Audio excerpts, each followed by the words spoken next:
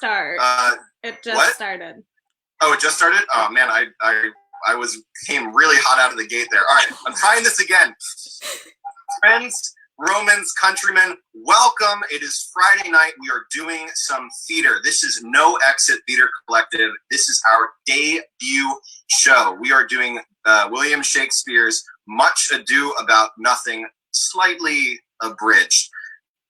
What is the No Exit Theater Collective? Very quickly, the No Exit Theater Collective is a group of actors from all across the country, all different work experiences, people who've done New York work, people who've starred regionally, who've done national tours, who've done regional tours, professional actors bringing you theater in quarantine. We have desperately been wanting to make work since theater ended a few weeks ago, and this is an opportunity for us to do that.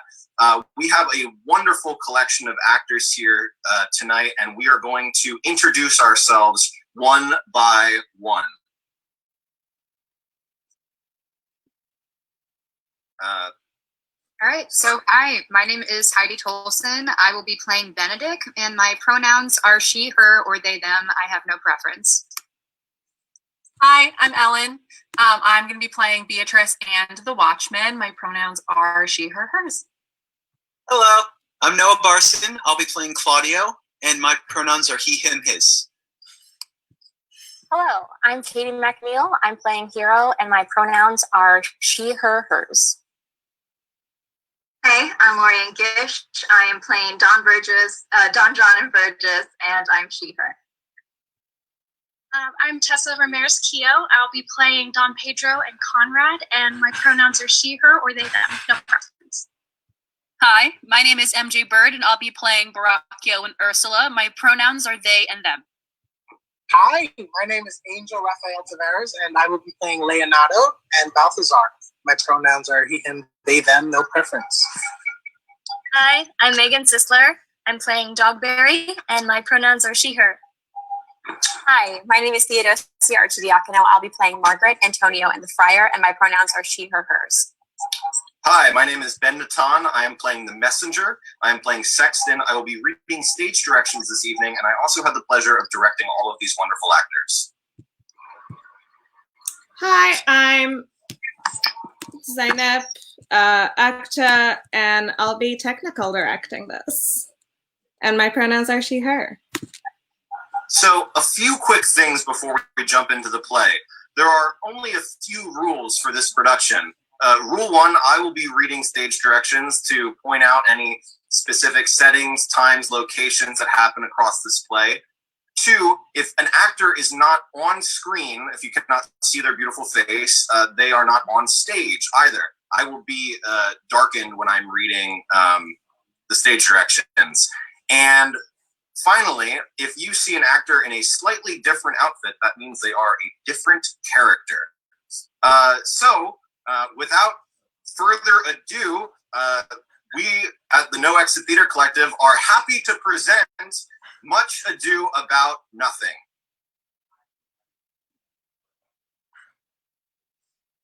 Act 1, Scene 1. Before Leonato's house, enter Leonato, Hero, and Beatrice with a messenger. I learn in this letter that Don Pedro of Aragon comes this night to Messina. He is very near by this. He was not 3 leagues off when I left him. How many gentlemen have you lost in this action? But few of any sort, and none of name. A victory is twice itself when the achiever brings home full numbers. I find here that Don Pedro hath bestowed much honor on a young Florentine called Claudio. Much deserved on his part, and equally remembered by Don Pedro. He hath an uncle here in Messina, who will be very much glad of it. I have already delivered him letters, and there appears much joy in him. Did he break out into tears? In great measure. A kind overflow of kindness. There are no faces truer than those that are so washed. I pray you, is Signor Montanto returned from the wars or no? I know none of that name, lady. What is he that you ask for, niece? My cousin means Signor Benedick of Padua. Oh, he's returned and as pleasant as ever he was. He set up bills here in Messina and challenged Cupid at the flight. My uncle's fool, reading the challenge, subscribed for him Cupid and challenged him at the Bird Bolt. I pray you, how many hath he killed and eaten in these wars? But how many hath he killed? For indeed, I promise to eat all of his killing. Faith, niece, you tax Senor Benedick too much, but he'll be meek with you. He hath done good service, lady, in these wars. You had musty victual, and he hath holp to eat it. He is a very valiant trencherman. He has an excellent stomach. And a good soldier too, lady. And a good soldier to a lady. But what is he to a lord? A lord to a lord, a man to a man, stuffed with all honorable virtues. It is so, indeed, a man to a man. He is no less than a stuffed man, but for the stuffing, well, we're all mortal.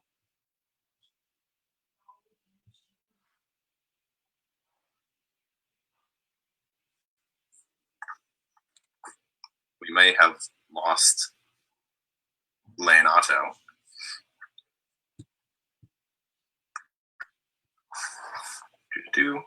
Please hold for technical difficulties.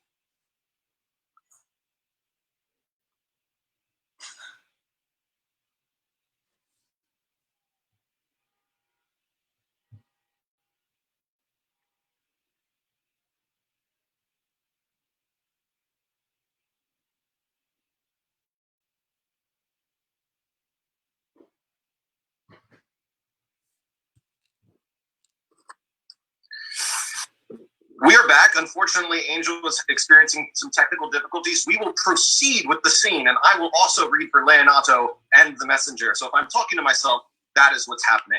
All right, let's continue. You must not, sir, mistake my niece. There is a kind of merry war betwixt Signor Benedict and her. They never meet, but there's a skirmish of wit between them. Alas, he gets nothing by that. In our last conflict, 4 of his 5 wits went halting off, and now is the whole man governed with 1. Who is his companion now? He hath every month a new sworn brother. Is it possible? Very easily possible. He wears his faith but as the fashion of his hat. It ever changes with the next block. I see, lady. This gentleman is not in your books. No, and he were, I would burn my study. But I pray you, who is his companion? He is the most in the company of the right noble Claudio. Oh, Lord, he will hang upon him like a disease. He is sooner caught than the pestilence, and the taker runs presently mad. God help the noble Claudio. If he have caught the Benedick, it will cost him £1,000 ere be cured. I will hold friends with you, lady. Do, good friend. You will never run mad, niece. No, not till a hot January. Don Pedro is approaching. Enter Don Pedro, Don John, Claudio, Benedick, and Balthasar. Good Signor Leonato, are you come to meet your trouble? The fashion of the world is to avoid cost, and you encounter it. Never came trouble to my house in the likeness of your grace. For trouble being gone, comfort should remain. But when you depart from me, sorrow abides, and happiness takes his leave. You embrace your charge too willingly. I think this is your daughter? Her mother hath many times told me so. Were you in doubt, sir, that you asked her? Signor Benedick, no, for then were you a child. You have it full, Benedick. We may guess by this what you are, being a man. Truly the lady fathers herself. Be happy, lady, for you are like an honorable father. If Signor Leonato be her father, she would not have his head on her shoulders for all Messina, as like him as she is. I wonder that you will still be talking, Signor Benedick. Nobody marks you. What, my dear Lady Disdain? Are you yet living? Is it possible Disdain should die while she hath such meet food to feed it as Signor Benedick? Courtesy itself must convert to disdain if you come in her presence. Then courtesy is a turncoat, but it is certain I am loved of all ladies, only you excepted. And I would I could find in my heart that I had not a hard heart, for truly I love none. A dear happiness to women. They would else have been troubled with a pernicious suitor. I thank God in my cold blood.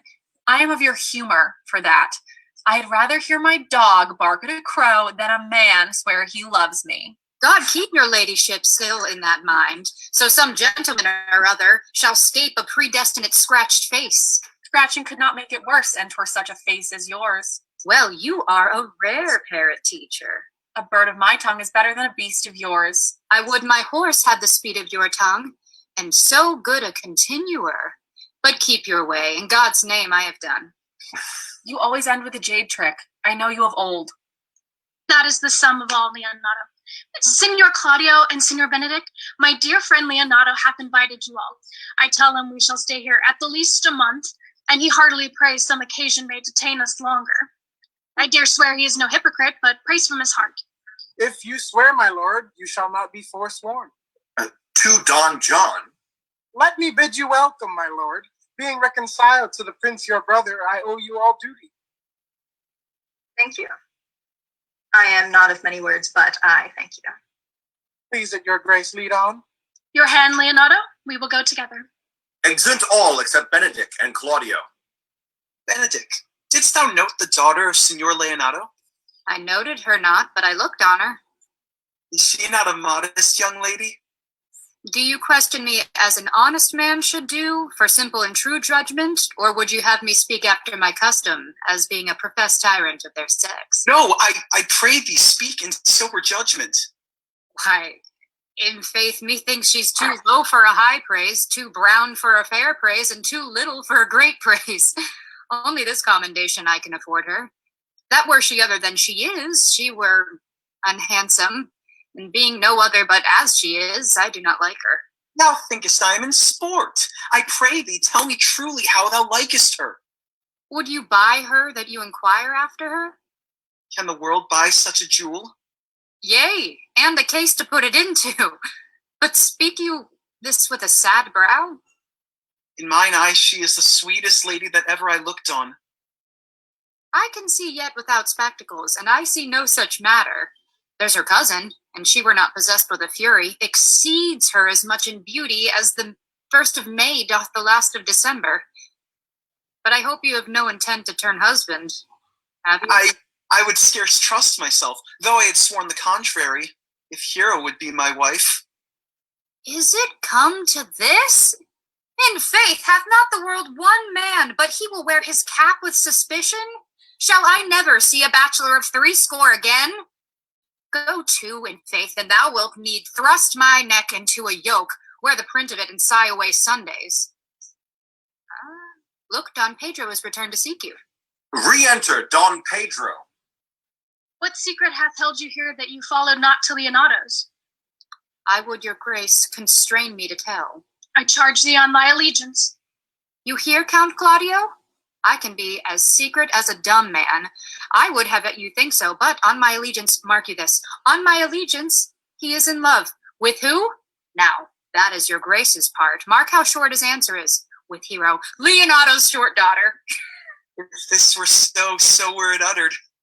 Like the old tale, my lord, it is not so, nor 'twas not so, but indeed, God forbid it should be so. If my passion change not shortly, God forbid it should be otherwise. Amen. If you love her, for the lady is very well worthy. You speak this to fetch me in, my lord. By my troth, I speak my thought. And in faith, my lord, I spoke mine. And by my 2 faiths, And troths, my lord, I spoke mine. That I love her, I feel. That she is worthy, I know. And I neither feel how she should be loved, nor know how she should be worthy. Is the opinion that fire cannot melt out of me. I will die in that stake. Thou wast ever an obstinate heretic in the despite of beauty. And never could maintain his part but in the force of his will. That a woman conceived me, I thank her. That she brought me up, I likewise give her the most humble thanks. But that I will have a sheet winded on my forehead, or hang my bugle in an invisible baldric, all women shall pardon me. I shall live a bachelor. I shall see thee, ere I die, look pale with love. With anger, with sickness, or with hunger, my lord, not with love. Prove that ever I lose more blood with love than I will ever gain again with drinking. Pick out mine eyes with a ballad maker's pen, and hang me up at the door of a brothel house for a sign of blind Cupid. Well, if ever thou dost fall from this faith, thou wilt prove a notable argument. If I do, hang me up in a bottle like a cat, and shoot at me, and he that hits me, let him be clapped on the shoulder and called Adam. Well, as time shall try, in time the savage bull doth bear the yoke. The savage bull may, but never the sensible Benedick bear it. Pluck off the bull's horns and set them in my forehead, and let me be vilely painted in such great letters as they write, Here is a good horse to hire, let them signify under my sign, Here you may see Benedick, the married man. If this should ever happen, thou wouldst be horn mad. Nay, if Cupid had not spent his quiver in Venice, thou wilt quake for this shortly. I look for an earthquake too. Well, you will temporize with the hours. In the meantime, good Signor Benedick, repair to Leonato's. Commend me to him, and tell him I will not fail him at supper, for indeed he hath made great preparation. I have almost matter enough in me for such an embassage, and so I commit to you to the tuition of God from my house, if I had it. The 6th of July, your loving friend Benedick. Nay, mock not, mock not.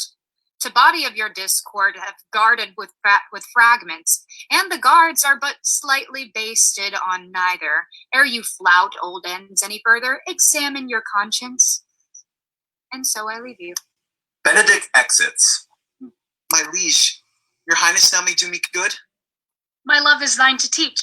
Teach it but how, and thou shalt see how apt it is to learn any hard lesson that may do thee good. Hath Leonato any son, my lord? No child but Hero. She's his only heir.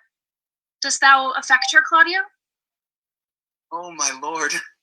When you went onward on this ended action, I looked upon her with a soldier's eye that liked, but had a rougher task in hand than to drive liking to the name of love.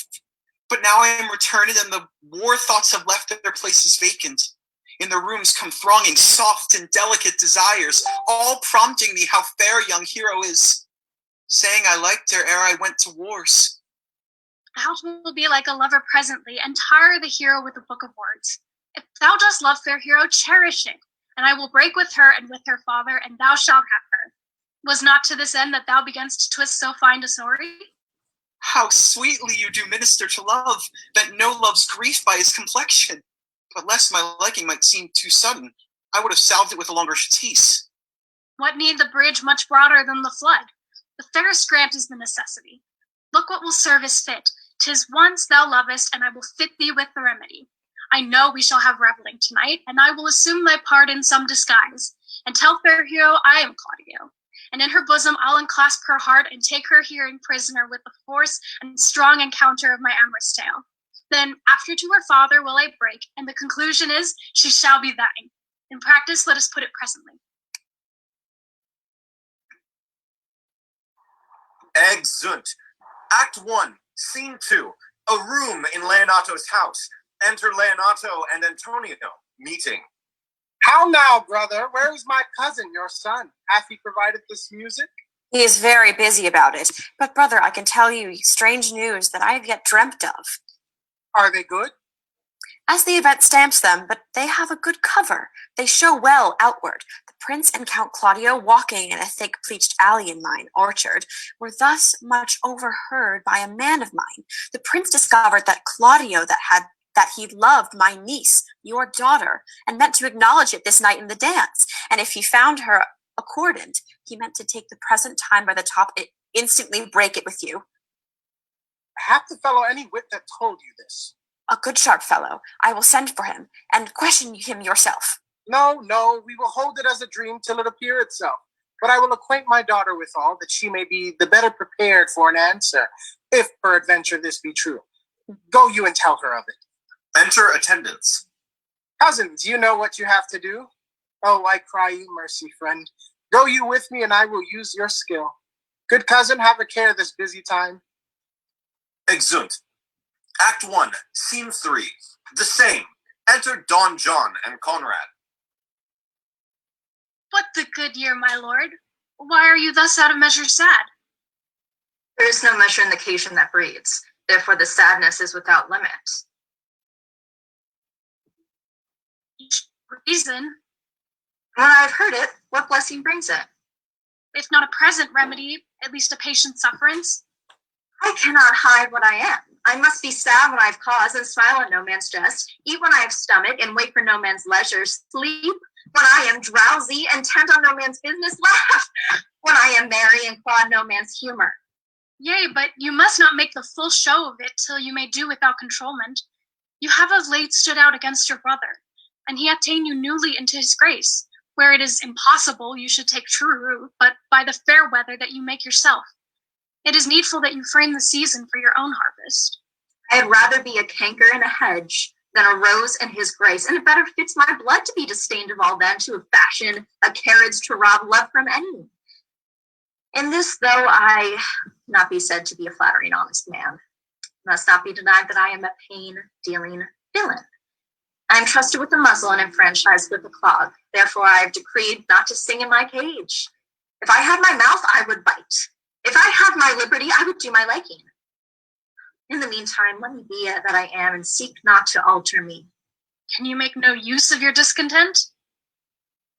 I make all use of it, for I use it only. Who comes here? Enter Borachio. What news, Borachio? I came yonder from a great supper. The prince your brother is royally entertained by Leonato, and I can give you intelligence of an intended marriage. Will it serve for any model to build mischief on?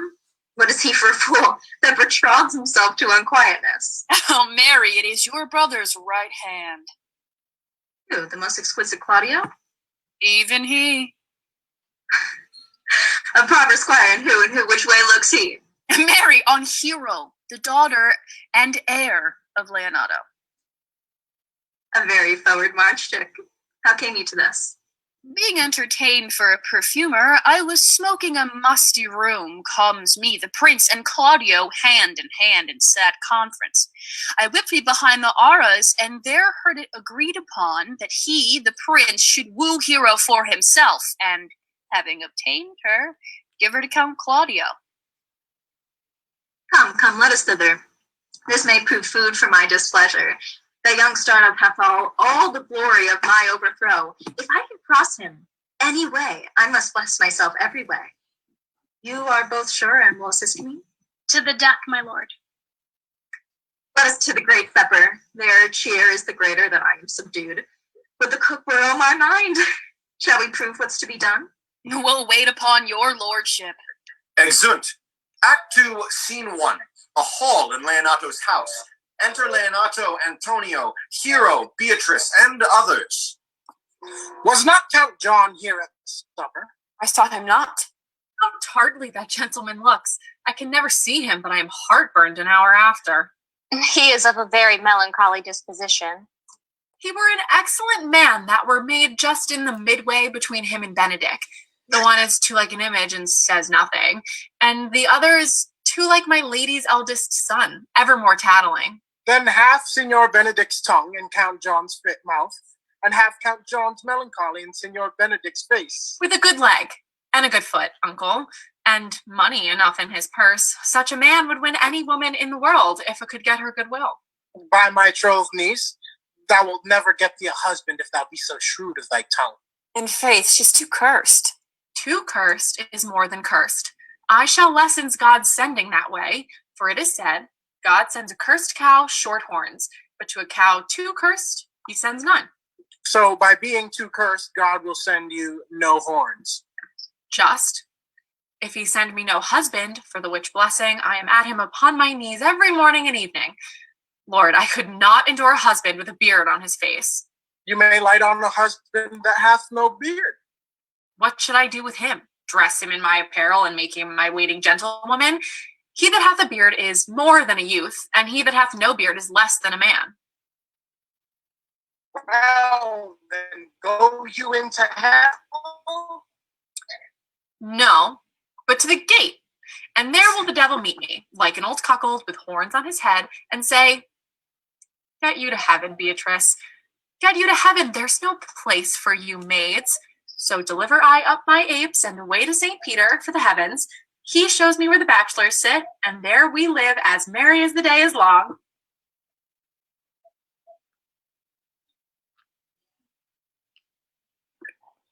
Well, niece, I hope to see you one day fitted with a husband.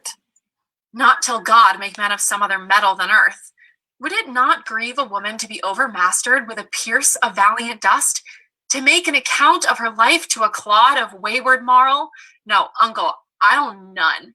Adam's sons are my brethren, and truly I hold it a sin to match in my kindred. Remember that I told you, if the prince do solicit you in that kind, you know your answer. The fault will be in the music, cousin, if you be not wooed in good time. If the prince be too important, tell him there is measure in everything, and so dance out the answer. For hear me, hero, wooing, wedding, and repenting is as a Scotch jig, a measure and a syncopace. And then comes the repentance, and with his bad legs, falls into the syncopace faster and faster, till he sink into his grave. Cousin, you apprehend passing shrewdly. I have a good eye, uncle. I can see a church by daylight. Revelers are entering. Brother, make good room. All put on their masks. Enter Don Pedro, Claudio, Benedick, Balthasar, Don John, Borachio, Margaret, Ursula, and others in masks. Ladies, will you walk about with your friend? So you walk softly and look sweetly and say nothing. I'm yours for the walk, and especially when I walk away. With me in your company? I may say so when I please. And when please you to say so? When I like your favor. For God defend the lute should be like the case. My visor is Philemon's roof. Within the house is Jove. Well, then your visor should be thatched. Speak low if you speak low. Drawing her aside. Well, I would you did like me. You would not I, and for your own sake, for I have many ill qualities. Which is one? I say my prayers aloud. I love you the better. The hearers may cry amen. Oh, God match me with a good dancer. Amen. And God keep him out of my sight when I dance is done. Answer, clerk. No more words, the clerk is answered.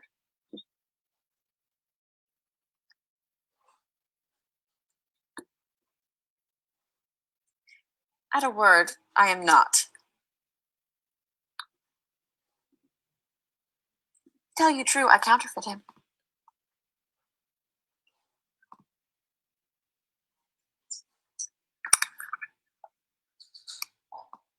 You could never do him so ill well unless you were the very man. Here's his dry hand up and down. You are he. You are he. At a word, I am not. Come, do you think I do not know you by your excellent wit? Can virtue hide itself? Go to, mum, you are he. Graces will appear, and there's an end. Will you not tell me who told you so? No, you shall pardon me. Nor will you not tell me who you are? Not now. That I was disdainful, and that I had my good wit out of the 100 merry tales? Well, this was Signor Benedick that said so. What's he? I'm sure you know him well enough. Not I, believe me. Did he ever make you laugh? I pray you, what is he? Why, he is the prince's jester, a very dull fool. Only his gift is in devising impossible slanders. None but libertines delight in him, and the commendation is not in his wit, but in his villainy, for he both pleases men and angers them, and then they laugh at him and beat him. I'm sure he is in the fleet. I would he had boarded me. When I know the gentleman, I'll tell him what you say. Do. He'll but break a comparison or two on me, which peradventure not marked or not laughed at strikes him into melancholy, and then there's a partridge wing saved, for the fool will eat no supper that night. Music plays. We must follow the leaders. In every good thing. Nay, if they lead to any will, I will leave them at the next turning. Dance. They exit, all except Don John, Borachio, and Claudio. Or my brother's amorous on Hero and have withdrawn her father to break with him about it. The ladies follow her, but one visor remains. And that is Claudio. I know him by his bearing. Are you not Signor Benedict? You know me well. I am he. Signor, you are very near my brother in his love. He is enamored on Hero. I pray you dissuade him from her. She is no equal for his birth. You may do part of an honest man in her. How know you he loves her? I heard him swear his affection. So did I too. He swore he would marry her tonight. Come, let us to the banquet. Exit Don John and Borachio. Thus answer I in the name of Benedick. But hear these ill news with the ears of Claudio. 'Tis certain so. The prince woos for himself. Friendship is constant in all other things, save in the office and affairs of love. Therefore, all hearts in love use their own tongues. Let every eye negotiate for itself and trust no agent. For beauty is a witch against whose charms faith melteth into blood. This is an accident of hourly proof, which I mistrusted not. Farewell, therefore, Hero. Re-enter Benedick. Count Claudio. Yea, the same. Come, will you go with me? Whither? Even to the next willow. About your business, Count.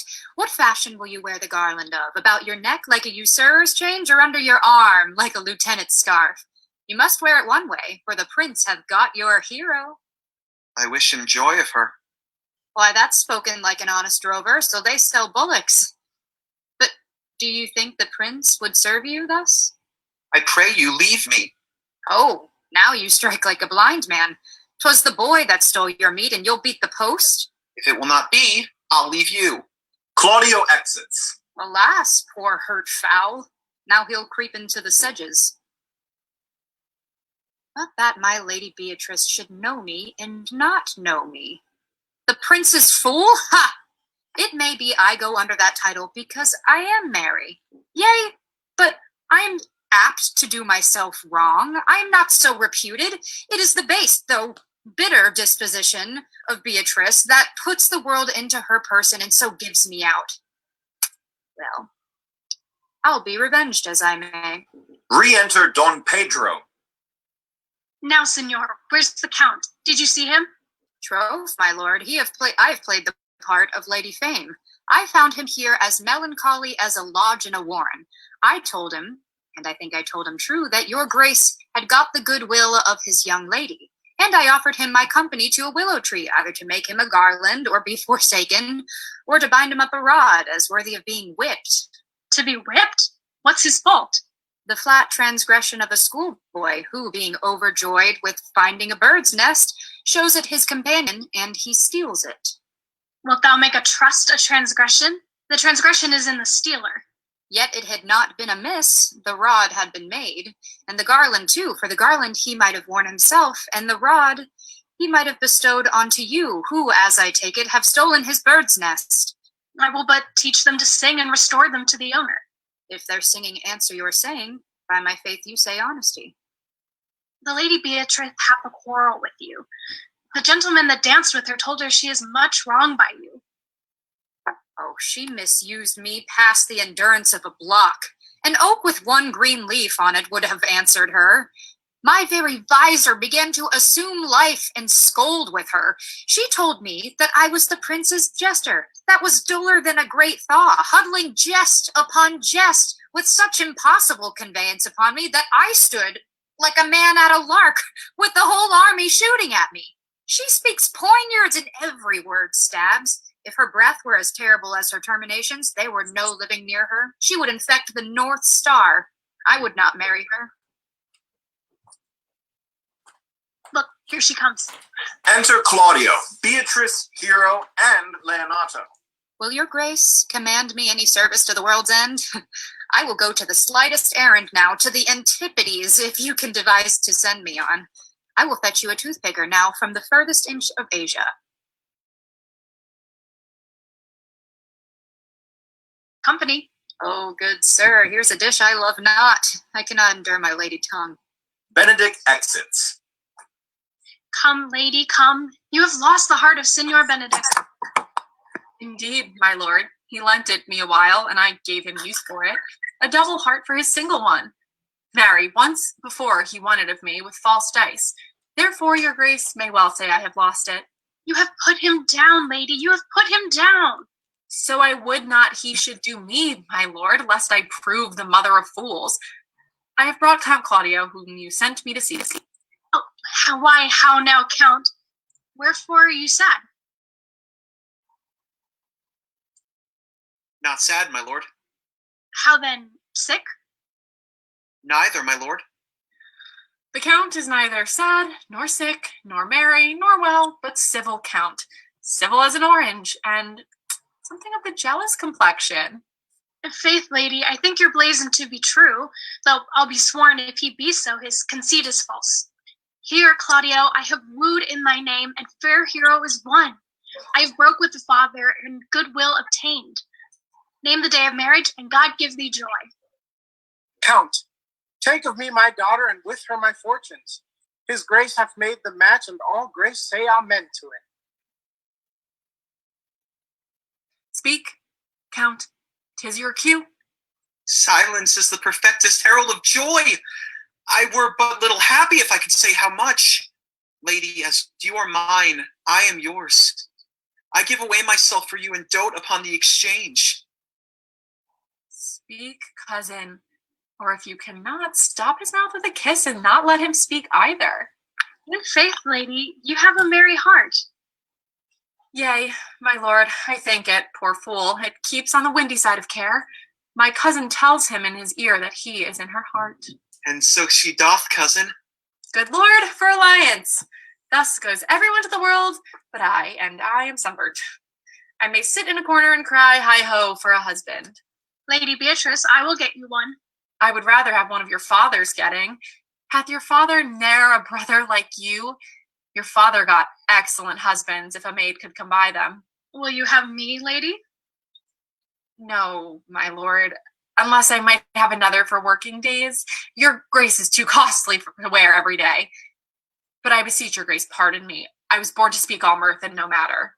Your silence most offends me, and to be very best becomes you, for about a question you were born in a merry hour.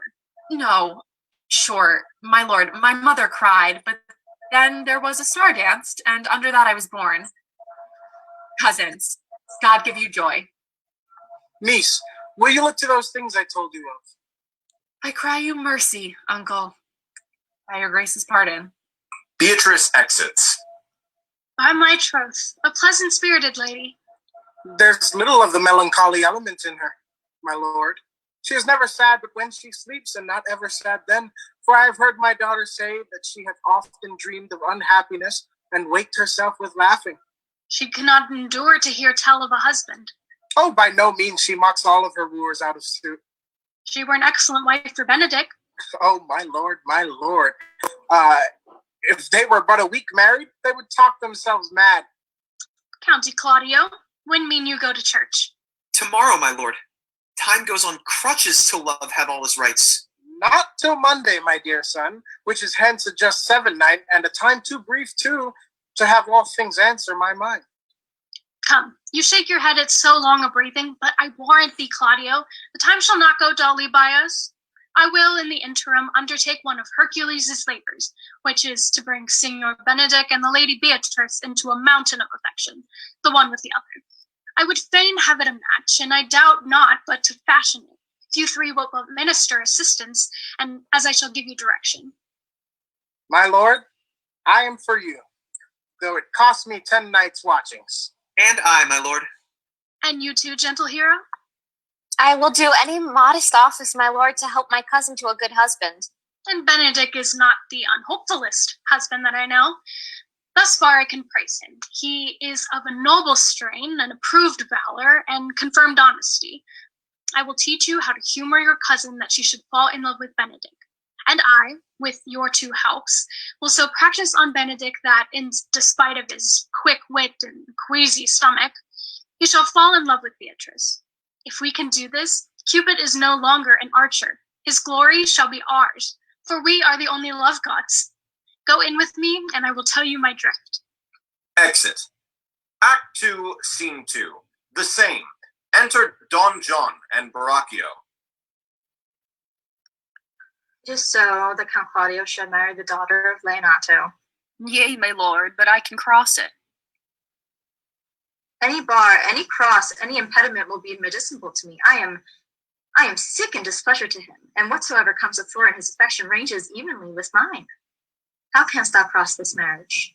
Not honestly, my lord, but so covertly that no dishonesty shall appear in me. Show me briefly how. I think I told your lordship a year since how much I am in the favor of Margaret, the waiting gentlewoman of Hero.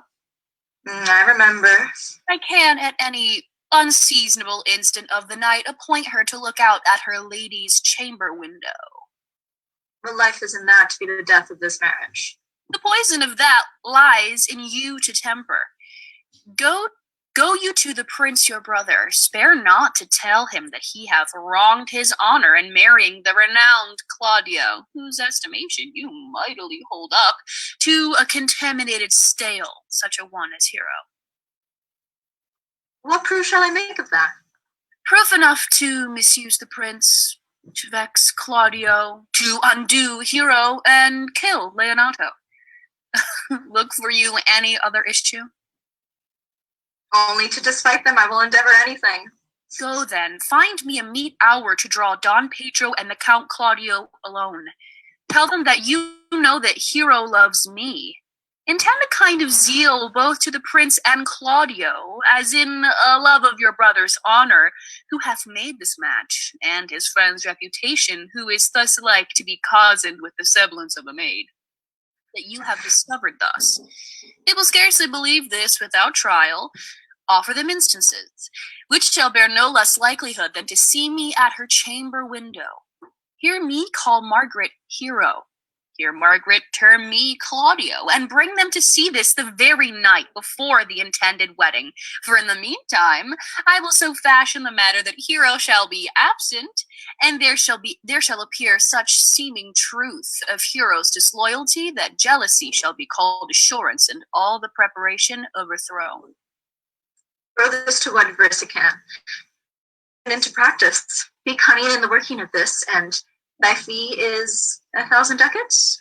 Be you constant in your accusation, and my cunning shall not shame me. I will presently go learn their day of marriage. Exit. Act 2, Scene 3. Leonato's orchard. Enter Benedick. I do much wonder that one man, seeing how another man is a fool when he dedicates his behaviors to love, will, after he hath laughed at such shallow follies in others, become the argument of his own scorn by falling in love. And such a man is Claudio. I have known when he would have walked 10 miles afoot to see a good armor, and now he will lie 10 nights awake carving the fashion of a new doublet. He was wont to speak plain and to the purpose, like an honest man and a soldier, and now he turned orthography. His words are very fantastical banquet, just so many strange dishes. May I be so converted to see with these eyes? I cannot tell. I think not. One woman is fair, yet I am well. Another is wise, yet I am well. Another virtuous, yet I am well. But till all these graces be in one woman shall not come in my grace. Rich she shall be, that is certain. Wise, or I'll none. Virtuous, or I'll never cheapen her. Fair, or I'll never look on her. But her hair shall be of whatever color it please God. Ha! The prince and Monsieur Love. Ooh, I'll hide in the arbor. Withdraws behind a tree. Enter Don Pedro, Claudio, and Leonato. Come hither, Leonato. What was it you told me of today? That your niece Beatrice was in love with Signor Benedick? Oh, I. Stock on, the Faustits. I did never think that lady would have loved any man. No, nor I neither. But most wonderful that she should so dote on Signor Benedick, whom she hath in all outward behavior seemed ever to abhor. Is it possible? Sits the wind in that corner? By my troth, my lord, I cannot tell what to think of it, but that she loves him with an enraged affection. It is past the infinite of thought.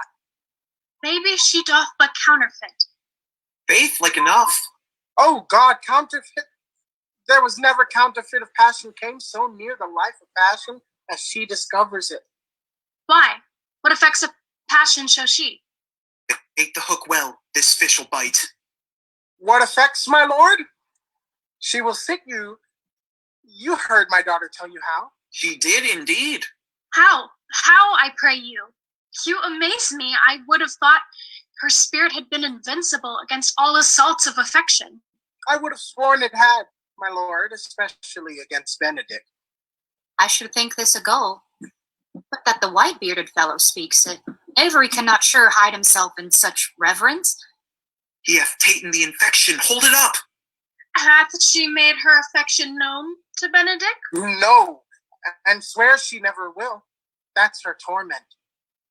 'Tis true, indeed. So your daughter says. Shall I, says she, that have so often countered him with scorn, write to him that I love him? This says she now when she is beginning to write to him, for she'll be up 20 times a night, and there will she sit in her smock till she have writ a sheet of paper. My daughter tells us all. Now you talk of a sheet of paper. I remember a pretty jest your daughter told us of. Oh, when she had writ it and was reading it over, she found Benedick and Beatrice between the sheet. That. Oh, she tore the letter into 1,000 halfpence. Then down upon her knees she falls, weeps, sobs, beats her heart, tears her hair, prays, curses. Oh, sweet Benedick, God give me patience. She doth indeed. It is very true. It were good that Benedick knew of it by some other, if she will not discover it. To what end? He would make but a sport of it and torment the poor lady worse. And he should. It were an alms to hang him. She's an excellent sweet lady, and out of all suspicions, she is virtuous. And she is exceeding wise. In everything but in loving Benedick. I am sorry for her, as I have just cause being her uncle and her guardian. I would she had bestowed this dotage upon me. I would have daffed all other respects and made her half myself. I pray you tell Benedick of it, and hear what I will say. Were it good, think you? Hero thinks surely she will die, for she says she will die if he loves her not, and she will die if he woo her, rather than she will bate one breath of her accustomed crossness. She doth well. If she should make tender of her love, 'tis very possible he'll scorn it, for the man, as you all know, hath a contemptible spirit. He is a very proper man. He hath a good outward happiness. Before God, and in my mind, very wise. He doth indeed show some sparks that are like wit. And I take him to be valiant. As Hector, I assure you, and in the managing of quarrels you may say he is wise, for either he avoids them with great discretion, or undertakes them with the most Christian-like fear. If he do fear God, and must necessarily keep peace. If he break the peace, he ought to enter into a quarrel with fear or trembling. And so he will do, for the man doth fear God. Howsoever, it seems not in him by some large jest he will make. Well, I am sorry for your niece. Shall we go seek Benedick and tell him of her love? Never tell him, my lord. Let her wear it out with good counsel. Nay, that's impossible. She may wear her heart out first. Well, we will hear further of it by your daughter. Let it cool the while. I love Benedick well, and I could wish he would modestly examine himself to see how much he is unworthy so good a lady. My lord, will you walk? Dinner is ready. If you do not dote on her upon this, I will never trust my expectation. Let there be the same net spread for her, and that must your daughter and her gentlewomen carry. The sport will be will they hold one in opinion of another's dotage, and no such matter. That's the scene I would see, which will be merely a dumb show. Let us send to her to call him to dinner. Exit Don Pedro, Claudio, and Leonato. Benedick comes forward. This can be no trick. The conference was sadly born. They have the truth of this from Hero. They seem to pity the lady. It seems her affections have their full bent. Love me? Why, it must be requited. I hear how I am censured. They say I will bear myself proudly if I perceive the love come from her. They say, too, that she would rather die than give any sign of affection. I did never think to marry. Oh, I must not seem proud. Happy are they that hear their detractions and can put them to mending. They say the lady is fair, 'tis a truth, I can bear them witness. And virtuous, 'tis so, I cannot reprove it. And wise, but for loving me, 'tis no addition to her wit, nor no great argument to her folly, for I will be horribly in love with her. I may chance have some odd quirks, and remnants of wit broken in me, because I have railed so long against marriage, but doth not the appetite alter? A man loves the meat in his youth, which he cannot endure in his age. Shall quips and sentences and these paper bullets of the brain awe a man against the career of his humor? No! The world must be peopled. When I said I would die a bachelor, I did not think I should live till I were married. Oh, here comes Beatrice. By this day, she is a fair lady. I do spy some marks of love in her. Enter Beatrice. Against my will, I am sent to bid you come in to dinner. Fair Beatrice, I thank you for your pains. I took no more pains for these thanks than you take pains to thank me. If it had been painful, I would not have come. You take pleasure, then, in the message? Yea, just so much as you may take upon a knife's point and choke a doll withal. You have no stomach, signor. Fare you well. Beatrice exits. Ha. Against my will, I am sent to bid you come in to dinner. There's a double meaning in that. I took no more pains for those thanks than you took pains to thank me. That's such to say, any pains that I take for you is as easy as thanks. If I do not take pity for her, I am a villain. If I do not love her, I am a shrew. I will go get her picture. Exit. Act 3, Scene 1. Leonato's garden. Enter Hero, Margaret, and Ursula. Good Margaret, run thee to the parlor. There shall find my cousin Beatrice proposing with the prince and Claudio. Whisper her ear and tell her I and Ursula walk in the orchard and our whole discourse is all of her. Say that thou overhearst us and bid her steal into the pleached bowers. There will she hide her to listen our purpose. This is thy office, bear thee well in it and leave us alone. I'll make her come, I warrant you presently. Now, Exit. Ursula, when Beatrice doth come, as we do trace this alley up and down, our talk must only be of Benedick. When I do name him, let it be thy part to praise him more than ever man did merit. My talk to thee must be how Benedict is sick in love with Beatrice. Of this matter is little Cupid's crafty arrow made, that only wounds by hearsay. Enter Beatrice in the background. Now begin, for look where Beatrice, like a lapwing, runs close by the ground to hear our conference. The pleasantest angling is to see the fish cut with her golden oars the silver stream and greedily devour the treacherous bait. So angle we for Beatrice, who even now is crouched in the woodbine coverture. Fear you not my part of the dialogue. Then go we near her, that her ear lose nothing of the false sweet bait that we lay for it. Approaching Beatrice. No, truly, Ursula, she is too disdainful. I know her spirits are as coy and wild as haggards of the rock. But are you sure that Benedick loved Beatrice so entirely? So says the prince and my new trothed lord. And did they bid you tell her of it, madam? They did entreat me to acquaint her of it, but I persuaded them, if they loved Benedick, to wish him wrestle with affections and never to let Beatrice know of it. Why did you so? Doth not the gentleman deserve as full as fortune a bed as ever Beatrice shall couch upon? Oh, God of love, I know he doth deserve as much as may be yielded to a man, but nature never framed a woman's heart of prouder stuff than that of Beatrice. Disdain and scorn ride sparkling in her eyes, misprizing what they look on, and her wit values itself highly, that to her all matter else seems weak. She cannot love, nor take no shape nor project of affection. She is so self-endured. Sure, I think so, and therefore certainly it were not good she knew his love, lest she'll make sport of it. Why, you speak truth. I never yet saw man how wise, how noble, young, how rarely featured, but she would spell him backwards. If fair-faced, she would swear the gentleman should be her sister. If tall, a lance ill-headed. If low, an agate very vilely cut. So turns she every man the wrong side out, and never gives to truth and virtue that which simpleness and merit purchase. Sure, such carping is not commendable. No, not to be so odd, and from all fashions as Beatrice is cannot be commendable.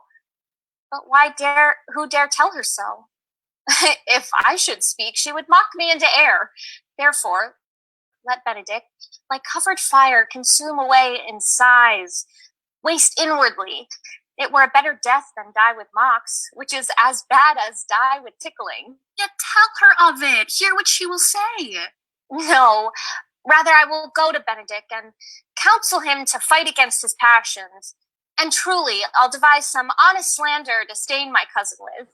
One doth not know how much an ill word may empoison liking. Oh, do not do your cousin such a wrong. She cannot be so much without true judgment, having so swift and excellent a wit as she is prized to have, as to refuse so rare a gentleman as Signor Benedick. He is the only man of Italy, always excepted my dear Claudio. I pray you be not angry with me, madam, speaking my fantasy. Signor Benedick, for shape, bearing, argument, and valor goes foremost in report through Italy. Indeed, he hath an excellent good name. His excellence did earn it ere he had it. When are you married, madam? Why, every day. Tomorrow. Come, go in. I'll show thee some attires and have thee counsel which is best to furnish me tomorrow. She's limed, I warrant you. We have caught her, madam. If it proves so, then loving goes by haps. Some Cupid kills with arrows, some with traps. Exit Hero and Ursula. Beatrice comes forward. What fire is in mine ears? Can this be true? Stand I condemned for pride and scorn so much? Contempt, farewell, and maiden pride, adieu. No glory lives behind the back of such. Benedick, love on. I will requite thee, taming my wild heart to thy loving hand. If thou dost love me, my kindness shall incite thee to bind our loves up in a holy band. For others say thou dost deserve, and I believe it better than reportingly. Exit. Act 3, Scene 2. A room in Leonato's house. Enter Don Pedro, Claudio, Benedick, and Leonato. I do but stay till your marriage be consummate. Then I go toward Aragon. I'll bring you thither, my lord, if you'll vouchsafe me. Nay, that would be as great a soil in the new gloss of your marriage as to show a child his new coat and forbid him to wear it. I will only be bold with Benedick for the company, for from the crown of his head to the sole of his foot he is all mirth. He hath twice or thrice cut Cupid's bowstring, and the little hangman dare not shoot at him. He hath a heart as sound as a bell, and his tongue is the clapper. For what his heart thinks, his tongue speaks. Gallants, I am not as I have been. So say I. Methinks you are sadder. I hope he be in love. Hang him, truant. There's no true drop of blood in him to be truly touched with love. If he be sad, he wants money. I have a toothache. Draw it. Hang it. You must hang it first and draw it afterwards. What, sigh for the toothache?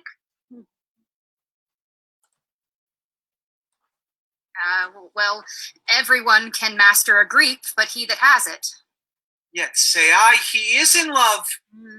There's no appearance of fancy in him, unless it be a fancy that he hath to strange disguises, as to be a Dutchman today, a Frenchman tomorrow, or in the shape of two countries as once, as a German from the waist downward, all Slavs, and a Spaniard from the hip upward, no doublet. Unless he have a fancy to this foolery, as it appears he hath, he is no fool for fancy, as you would have it appear he be. If he be not in love with some woman, there is no believing old signs. Brushes his hat o' mornings? What should that bode? Hath any man seen him at the barber's? No, but the barber's man hath been seen with him, and the old ornament of his cheek hath already stuffed tennis balls. Indeed. He looks younger than he did by the loss of a beard. Nay, rubs himself with civet. Can you smell him out by that? That's as much as to say the sweet youth's in love. The greatest note of it is his melancholy. And when was he wont to wash his face? Yea, or to paint himself, for the which I hear what they say of him. Nay, but his jesting spirit, which is now crept into a lute string and now governed by stops. Indeed, that tells a heavy tale for him. Conclude, he is in love. Nay, but I know who loves him. That would I know too. I warrant one that knows him not. Yes, and his ill conditions, and in despite of all, dies for him. Well, she shall be buried with her face upwards. Yet it is no charm for a toothache. Old Signor, walk aside with me. I have studied 8 or 9 wise words to speak with you, which these hobby horses must not hear. Exit Benedick and Leonato. For my life, to break with him about Beatrice. Is even so. Hero and Margaret have by this played their parts with Beatrice, and then the two bears will not bite one another when they meet. Enter Don John.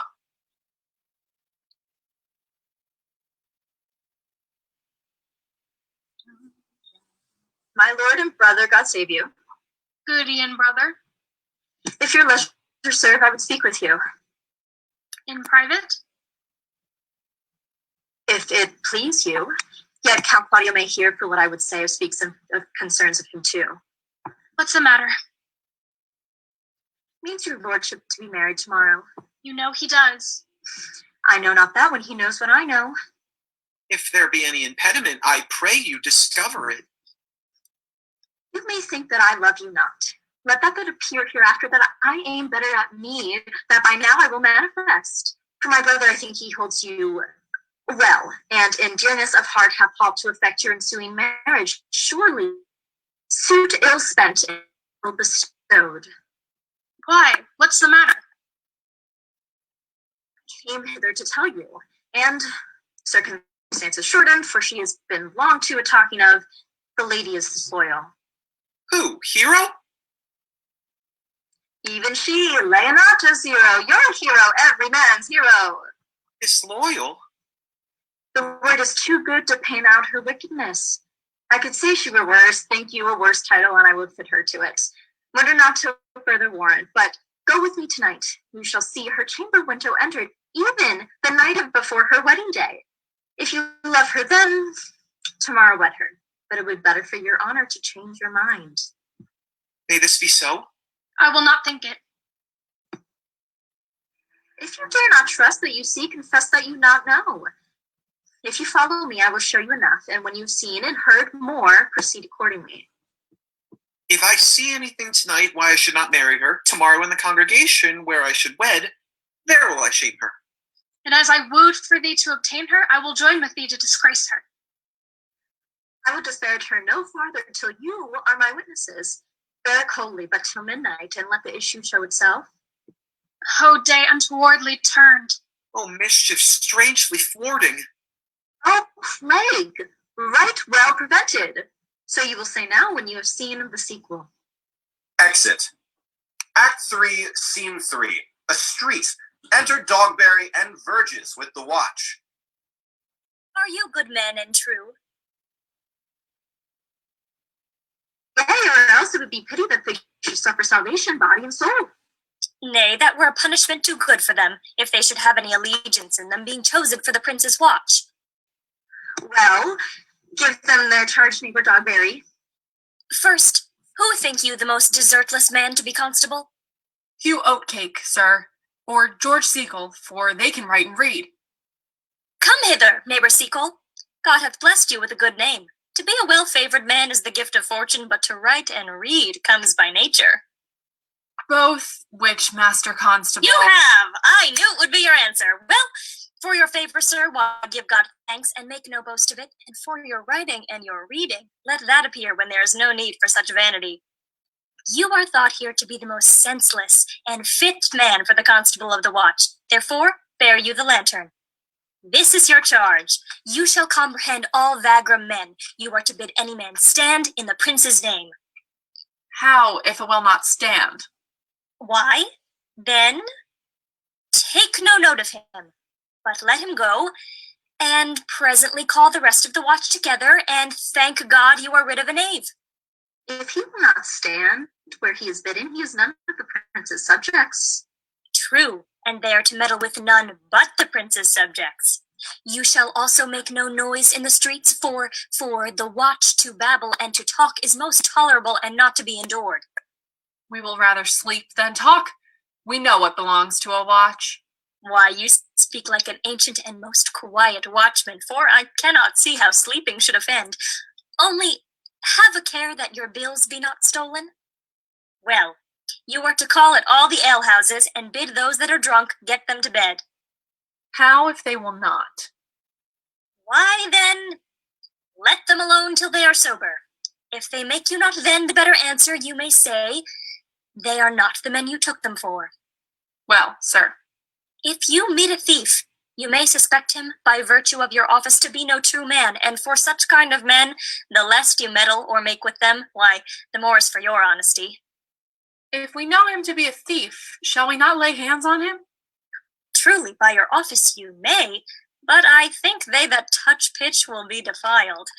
The most peaceable way for you, if you do take a thief, is to let him show himself what he is and steal out of your company. You have always been called a merciful man, partner. Truly, I would not hang a dog by my will, much more a man who hath any honesty in him. If you hear a child cry in the night, you must call the nurse and bid her to still it. How if the nurse be asleep and will not hear us? Why, then, depart in peace, and let the child wake her with crying. For the ewe that will not hear her lamb when it baas will never answer a calf when he bleats. It's very true. This is the end of the charge. You, constable, are to present the prince's own person. If you meet the prince in the night, you may stay him. I, by lady, I think I cannot. 5 shillings to 1 aunt. With any man that knows the statutes, he may stay him. Marry, not without the prince be willing. For indeed, the watch ought to offend no man, and it is an offence to stay a man against his will. By Our Lady, I think it be so. Well, masters, good night. And there be any matter of weight chances, call up me. Keep your fellows' counsels and your own, and good night. Come, neighbor. Well, masters, we hear our charge. Let us go sit here upon the church bench till 2, then all to bed. 1 word more, honest neighbors. I pray you watch about Signor Leonato's door. For the wedding being there tomorrow, there is a great coil tonight. Adieu, be vigilant, I beseech you. Exit Dogberry and Verges. Enter Borachio and Conrade. What? Conrade! Peace, stir not. Conrade, I say!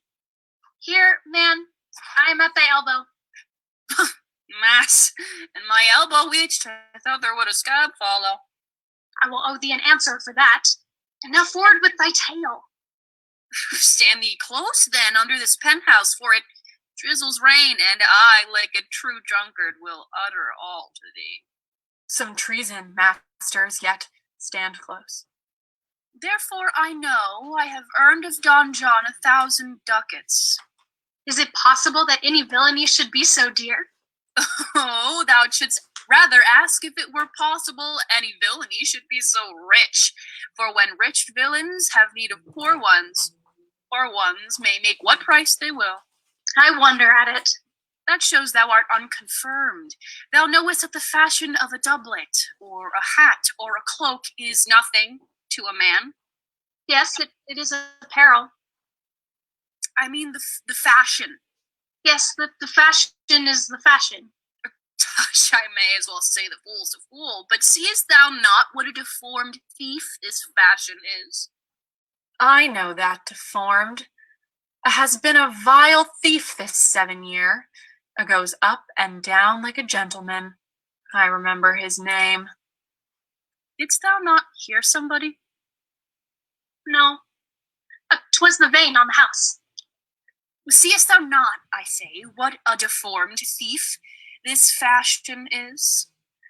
All this I see, and I see that the fashion wears out more apparel than the man. But art not thou thyself giddy with the fashion too, that thou hast shifted out of telling thy tale into telling me of the fashion? Not so, neither. But know that I have tonight wooed Margaret, the Lady Hero's gentlewoman, by the name of Hero. She leans me out her mistress's chamber window, bids me 1,000 times good night. I tell this tale vilely. I should first tell thee how the prince, Claudio, and my master, planted and placed and possessed by my master, Don John, saw afar off in the orchard this amiable encounter. And they thought Margaret was Hero? 2 of them did, the prince and Claudio, but the devil, my master, knew she was Margaret, and partly by his oaths, which first possessed them, partly by the dark night, which did deceive them, but chiefly by my villainy, which did confirm any slander that Don John had made. Away went Claudio enraged, swore he would meet her as he was appointed next morning at the temple, and there before the whole congregation shame her with what he saw o'ernight, and send her home again without a husband. We charge you in the prince's name, stand. Master, never speak. We charge you. Let us obey you to go with us. Exit all. Act 3, Scene 4, Hero's apartment. Enter Hero, Margaret, and Ursula. Good Ursula, wake my cousin Beatrice and desire her to rise. I will, lady. And bid her come hither. Well. Troth, I think your other rubato were better. No, pray thee, good Meg, I'll wear this. By my troth, it's not so good, and I warrant your cousin will say so. Well, my cousin's a fool, and thou art another. I'll wear none but this. I like the new tire within excellently, if the hair were a thought browner, and your gown's a most rare fashion, the faith. I saw the Duchess of Milan's gown that they praise so. Oh, that exceeds, they say.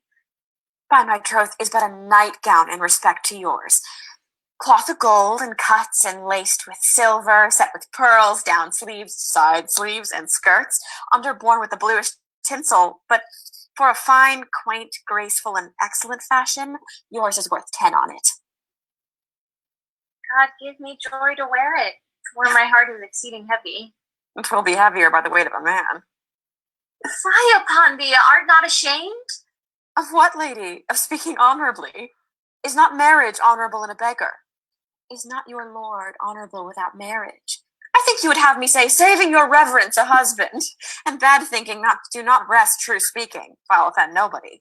There isn't any harm in the heavier for a husband. None, I think.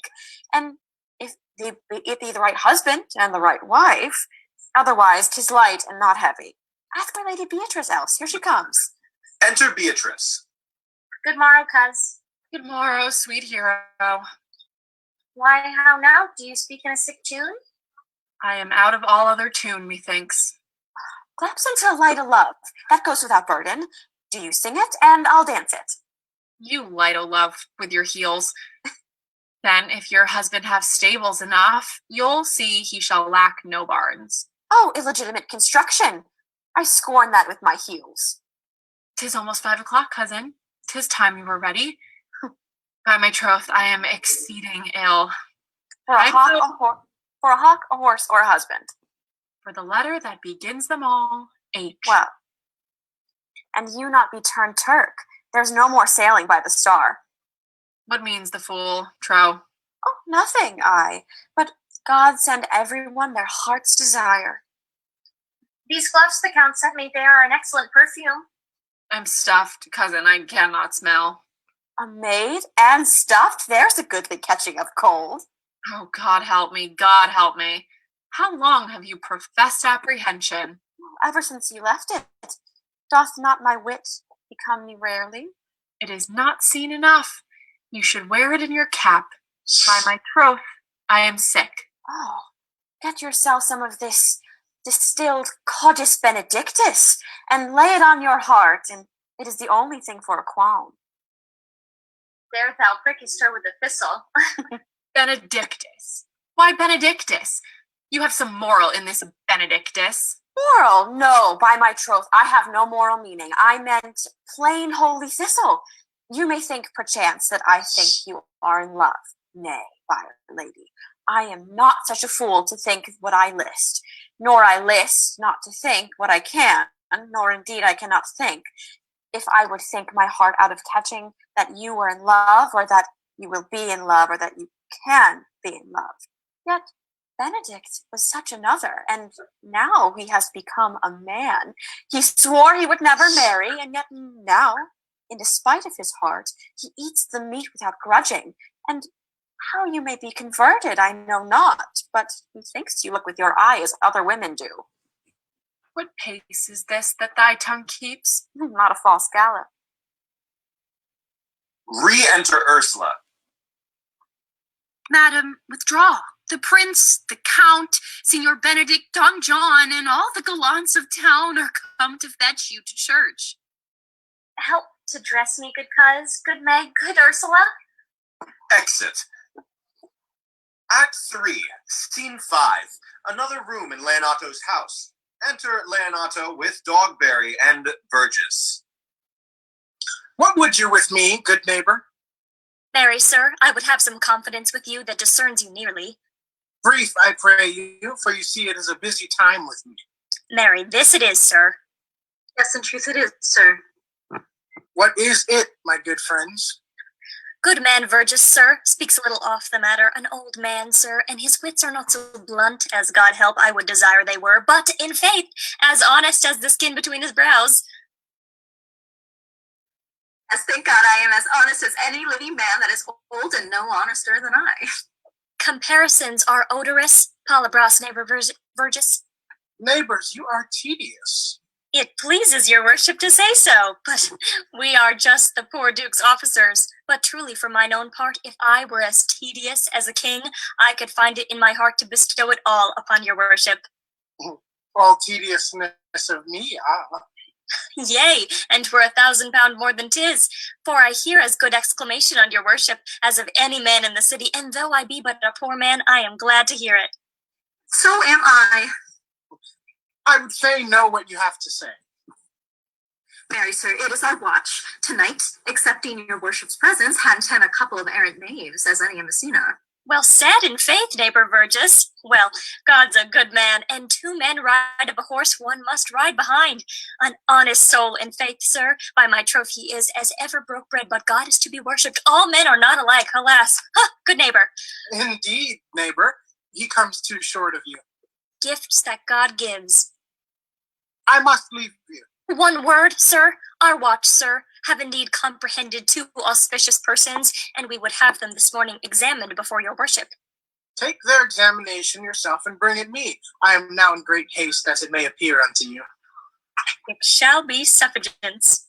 Drink some wine ere you go. Fare you well. Enter a messenger. My lord, they stay for you to give your daughter to her husband. I'll wait upon them. I'm ready. Exit Leonato and messenger. Go, good partner, go. Get you to Francis Sequel. Bid him bring his pen and inkhorn to the gaol. We are now to examination these men. We must do it wisely. Exit. Act 4, Scene 1. A church. Enter Don Pedro, Don John, Leonato, Friar Francis, Claudio, Benedick, Hero, Beatrice, and attendants. Come, Friar Francis, be brief, only to the plain form of marriage, and you shall recount their particular duties afterwards. Come you hither, my lord, to marry this lady? No. To be married to her. Friar, you come to marry her.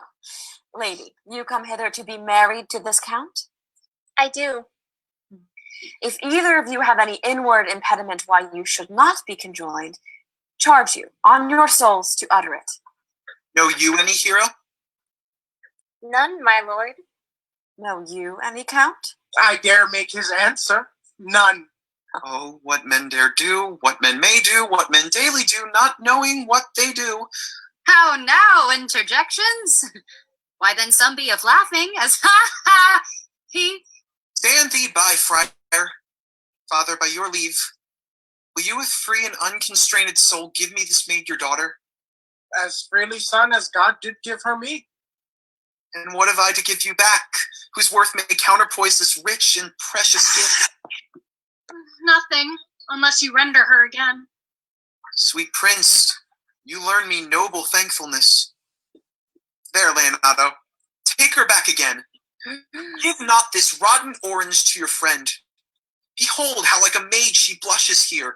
Oh, what authority and show of truth can cunning sin cover itself withal? Comes not that blood as modest evidence to witness simple virtue? Would you not swear, all you that see her, that she were a maid by these exterior shows? But she is none. She knows the heat of a luxurious bed. Her blush is guiltiness, not modesty. What do you mean, my lord? Not to be married, not to knit my soul to an approved wanton. Dear my lord, if you in your own proof have vanquished the resistance of her youth and made defeat of her virginity, I know what you would say.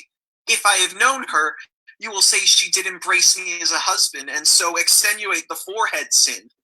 No, Leonato, I never tempted her with word too large, but as a brother to his sister, showed bashful sincerity and comely love.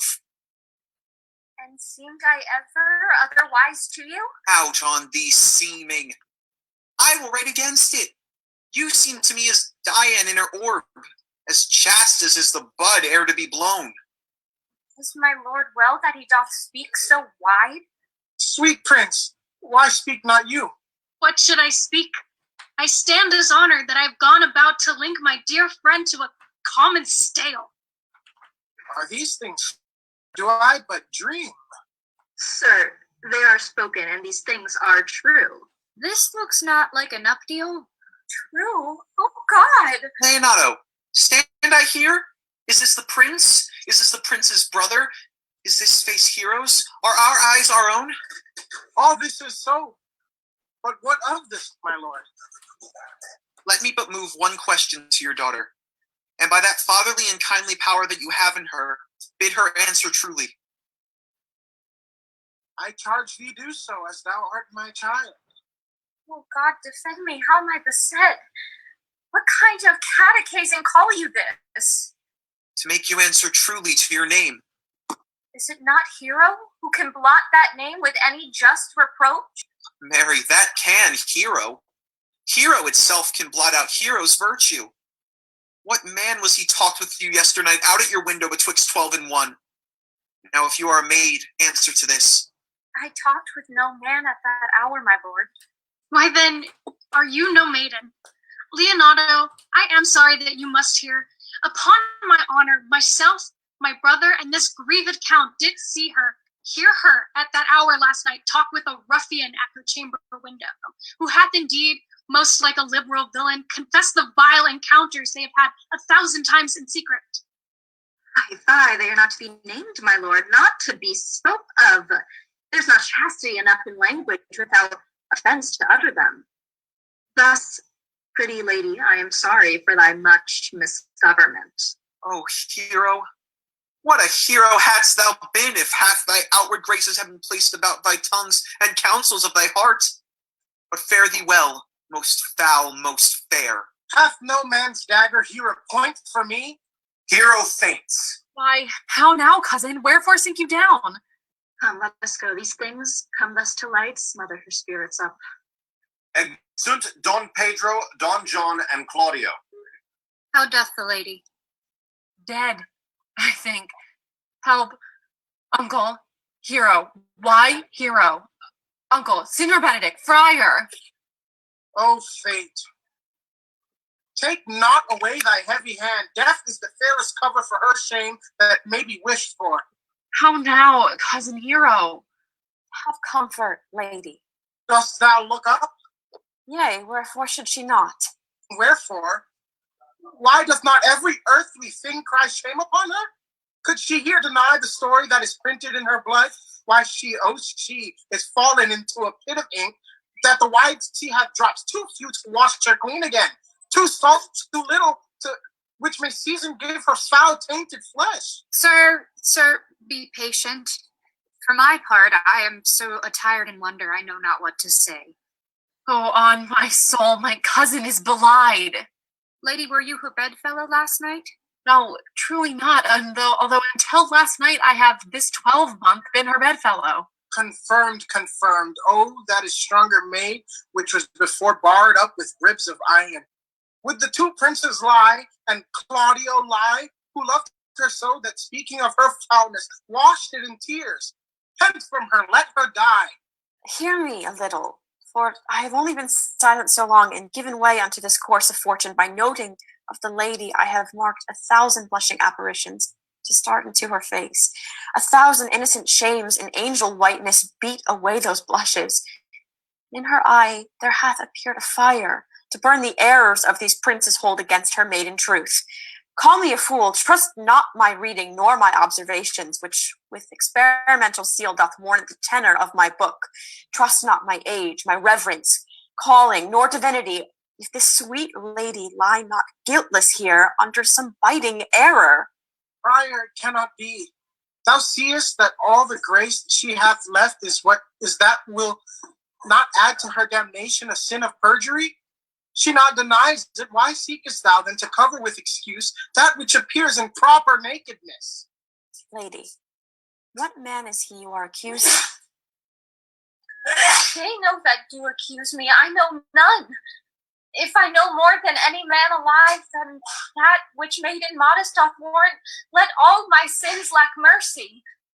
O my father, prove you that any man with me converse at hours unmet, or that I yesternight maintained the change of words with any creature, refuse me, hate me, torture me to death. There is some strange misprison in these princes. 2 of them have the very bent of honor, and if their wisdoms be misled in this, the practice of it lives in John the Bastard, whose spirits toil in the fame of villainies. I know not. If they speak truth of her, these hands shall tear her. If they wrong her honor, the proudest of them shall well hear of it. Pause a while, and let my counsel sway you in this case. Your daughter here the prince is left for dead. Let her a while be secretly kept in, and publish that she is dead indeed. Maintain the mourning ostentation, and on your family's old monumental hang mournful epitaphs, and do all rites that appertain unto a burial. What shall become of this? What will this do? Mary, this well carried shall on her behalf change slander to remorse.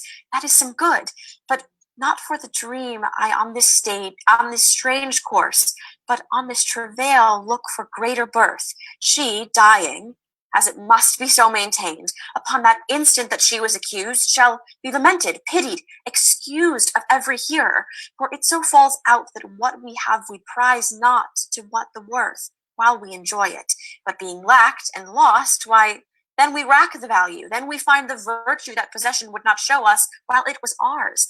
So will it fare with Claudio. When he shall hear that she died upon his word, the idea of her life shall sweetly creep into his study of imagination. Then shall he mourn if ever love had interest in his liver, and wish he had not accused her. No, though he thought his accusation was true. Let this be so, and doubt not but success will fashion the event in better shape that I can lay down in likelihood. Signor Leonato, let the friar advise you. And though you know my inwardness and love is very much unto Prince and Claudio, yet by mine honor I will deal this as secretly and justly as your soul should with your body. Being that I flow in grief, The smallest twine may lead me. 'Tis well consented. Presently away, for the strange sores strangely they strain the cure. Come, lady, die to live. This wedding day perhaps is but prolonged. Have patience and endure. Exit all but Benedick and Beatrice.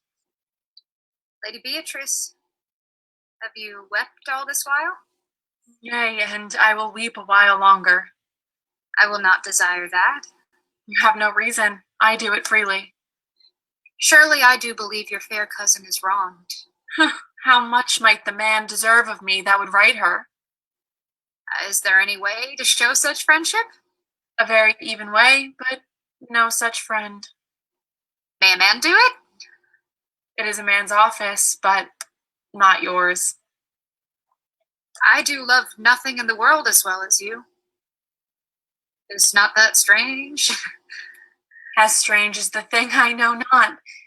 It were as possible for me to say, I love nothing so well as you, but believe me not. And yet I lie not. I confess nothing, nor I deny nothing. I am sorry for my cousin. By my sword, Beatrice, thou lovest me. Do not swear and eat it. I will swear by it that you love me, and I will make him eat it that says I love not you. Will you not eat your word? With no sauce that can be devised to it, I protest I love thee. Why, then, God forgive me. What offense, Beatrice? You have stayed me in a happy hour. I was about to protest I loved you. And do it with all thy heart. I love you with so much of my heart that none is left to protest. Come, bid me do anything for thee. Kill Claudio. Not for the wide world. You kill me to deny it. Farewell. Tarry, sweet Beatrice. I am gone, though I am here. There is no love in you. Nay, I pray you, let me go. Beatrice, I will go. We'll be friends first? You dare easier be friends with me than fight with mine enemy? Is Claudio thine enemy? Is he not approved in the height of a villain that hath slandered, scorned, dishonored my kinswoman? Oh, that I were a man. What? Bear in her hand until they come to take hands, and then with public accusation, uncovered slander, unmitigated rancor, oh God, that I were a man, I would eat his heart in the marketplace. Hear me, Beatrice. Talk with a man out a window, a proper saying. Nay, but Beatrice. Hero, she is wronged, she is slandered, she is undone. Tarry, good Beatrice, by this hand I love thee. Use it for my love some other way than by swearing it. Think you in your soul that Count Claudio hath wronged Hero? Yea, as sure as I have a thought or a soul. Enough. I am engaged. I will challenge him. I will kiss your hand. And so I leave you. By this hand, Claudio shall render me a dear account. So hear of me, so think of me. Go comfort your cousin. I must say she is dead. And so farewell. Exeunt. Act 4, Scene 2. A prison. Enter Dogberry, Verges, and Sexton in gowns, and the watch with Conrade and... Is our whole assembly appeared? Oh, a stool and a cushion for the sexton. Which be the malefactors? Mary, that am I, and my partner. Hey, that's certain. We have an exhibition to examine. But which are the offenders that are to be examined? Let them come before Master Constable. Yea, Mary, let them come before me. What is your name, friend? Borachio. Pray, write down Borachio. Yours, Sirrah? I am a gentleman, sir, and my name is Conrade. Write down Master Gentleman Conrade. Masters, do you serve God? Well, yeah, I hope so. Write down that they hope they serve God, and write God first, for God defend, but God should go before such villains. Masters, it is proved already that you are little better than false knaves, and it will go near to be thought so shortly. How answer you for yourselves? Marry, sir, we say we are none. A marvelous woody fellow, I assure you, but I will go about it with him. Come you hither, Sirrah, a word in your ear. Sir, I say to you, it is thought you are false knaves. Sir, I say to you, we are none. Well, stand aside. For God, they are both in a tale. Have you writ down that they are none?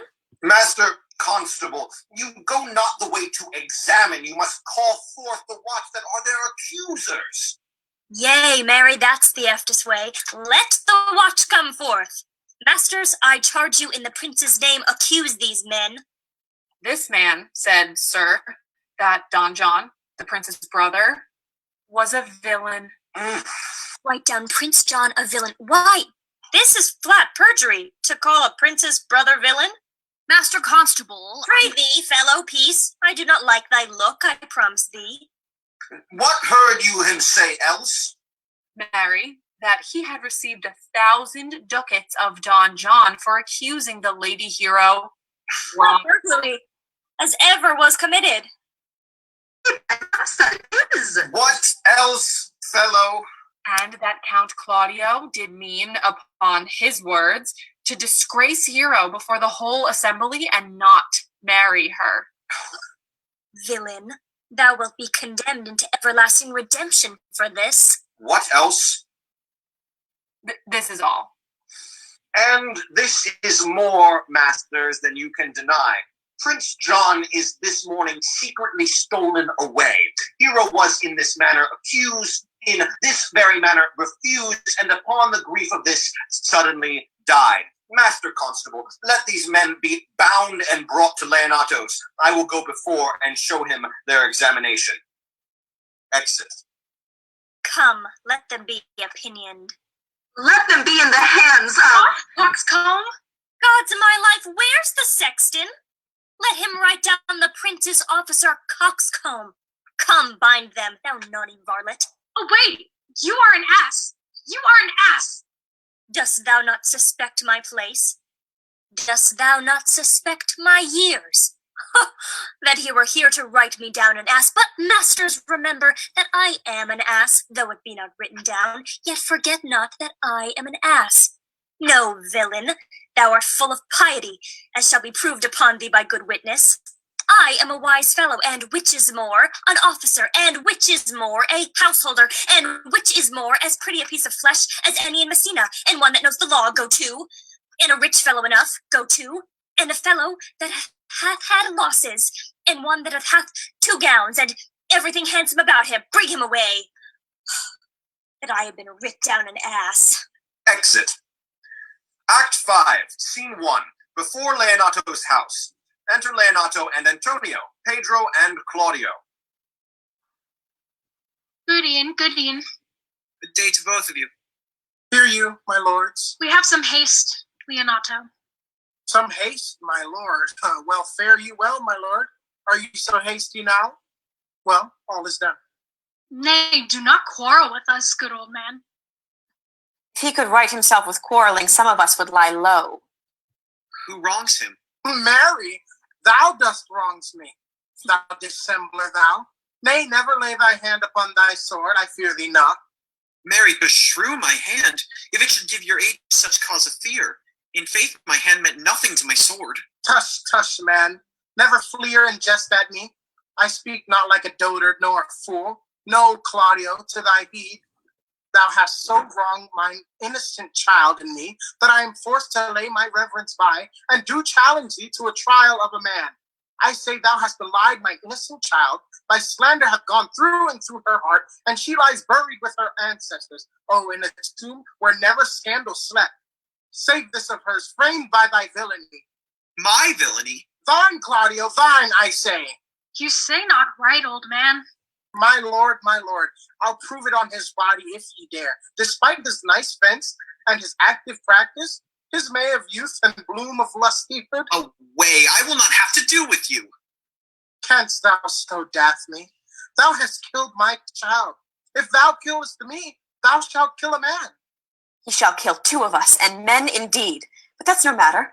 Let him kill one first. Win me and wear me. Let him answer me. Come, follow me, boy. Come, sir boy, come, follow me. Sir boy, I'll whip ye with my foining fence. Nay, as I am a gentleman, I will. Brother. Come, content yourself. God knows I loved my niece, and she is dead, slandered to death by villains. And I dare you as well answer a man indeed, as I dare you take a serpent by the tongue. Boys, apes, braggarts, jacks, milksops. Exunt Leonato and Antonio. See, here comes the man we went to seek. Enter Benedick. Now, Signor, what news? Good day, my lord. Welcome, Signor. You are almost come to part almost a fray. We had like to have had our 2 noses snapped off with 2 old men without teeth. Leonato and his brother. What thinkest thou? Had we fought, I doubt we should have been too young for them. In a false quarrel, there is no true valor. I came to seek you both. We have been up and down to seek thee, for we are high-proof melancholy and would fain have it beaten away. Wilt thou use thy wit? It is in my scabbard, shall I draw it? Dost thou wear thy wit by thy side? Never any did so, though very many have been beside their wit. I will bid thee draw, as we do the minstrels, draw to pleasure us. I am an honest man. He looks pale. Art thou sick or angry? What courage, man! What, thou care killed a cat? Thou hast mettle enough in thee to kill care. Sir, I shall meet your wit in the career, and you charge it against me. I pray you choose another subject. Nay then, give him another staff. This last was broke cross.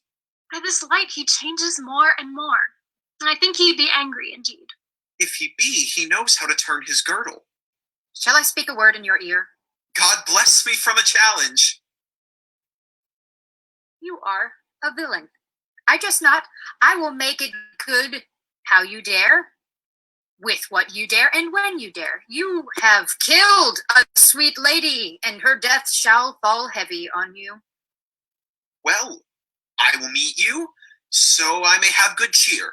What, a feast, a feast? Faith, I thank him. He hath bid me to a calf's head and a capon, the which if I do not carve most curiously, say my knife's not. Shall I not find a woodcock too? Sir, your wit ambles well, it goes easily. I'll tell thee how Beatrice praised thy wit the other day. I said thou hadst a fine wit. True, said she, a fine little one. No, said I, a great wit. Right, said she, a great gross one. Nay, said I, a good wit. Just, said she, it hurts nobody. Nay, said I, the gentleman is wise. Certain, said she, a wise gentleman. Nay, said I, for he hath the tongues. That I believe, said she, for she swore a thing to me on Monday night which he forswore on Tuesday morning. There's a double tongue, there's 2 tongues. Thus did she an hour together transhape thy particular virtues. Yet at last she concluded with a sigh, thou wast the properest man in Italy. For the which she wept heartily and said she cared not. Yea, that she did. But yet for all that, and if she did not hate him deadly, she would love him dearly. The old man's daughter told us all. All. And, moreover, God saw him when he was hid in the garden. But when shall we set the savage bull's horns on the sensitive old Benedick's head? Yea, and text underneath, here dwells Benedick, the married man. Fare you well, boy. You know my mind. I will leave you now to your gossip-like humor. You break jests as braggarts do with their blades, which, God be thanked, hurt not. Benedick exits. He is in earnest. In most profound earnest, and I'll warrant you for the love of Beatrice. And hath challenged thee?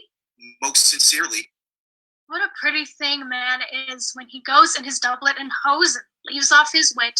He is then a giant to an ape. But then is an ape a doctor to such a man? But soft you, let me be. Pluck up my heart and be sad.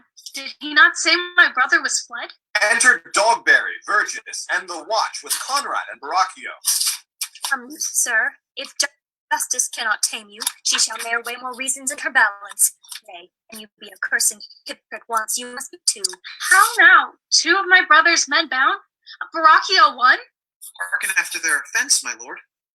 Officers, what offense have these men done? Marry, sir, they have committed false report. Moreover, they have spoken untruths. Secondarily, they are slanders. 6th and lastly, they have belied a lady. Thirdly, they have verified unjust things. And to conclude, they are lying knaves. First, I ask thee what they have done. Thirdly, I ask thee what's their offense. Sixth and lastly, why they are committed. And to conclude, why you lay to their charge. Rightly reasoned, and in his own division. And by my troth, there's one meaning well suited. Who have you offended, masters, that you are thus bound to your answer? This learned constable is too cunning to be understood. What's your offense? Sweet prince, let me go no farther to mine answer. Do you hear me, and let this count kill me? I have deceived even your very eyes. What your wisdoms could not discover, these shallow fools have brought to light, who in the night overheard me confessing to this man how Don John, your brother, incensed me to slander the lady hero, how you were brought to the orchard and saw me court Margaret in hero's garments, how you disgraced her when you should marry her. My villainy they have upon record, which I had rather seal with my death than repeat to my shame. The lady is dead upon mine and my master's false accusation, and briefly, I desire nothing but the reward of a villain. Runs not this speech like iron through your blood? I have drunk poison whilst he uttered it. But did my brother set thee on to this? Yea, and paid me richly for the practice of it. He is composed and framed of treachery, and fled he is upon this villainy. Sweet hero, now thy image doth appear in the rare semblance that I loved it first.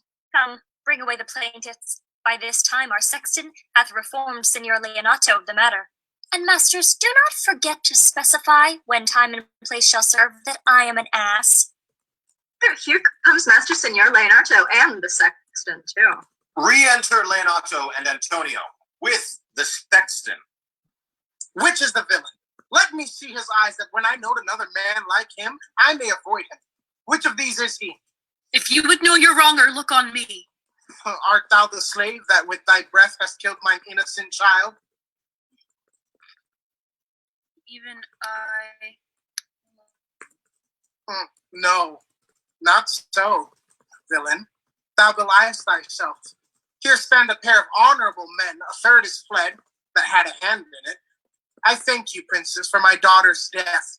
Record it with your high and worthy deeds, 'twas bravely done, if you bethink you of it.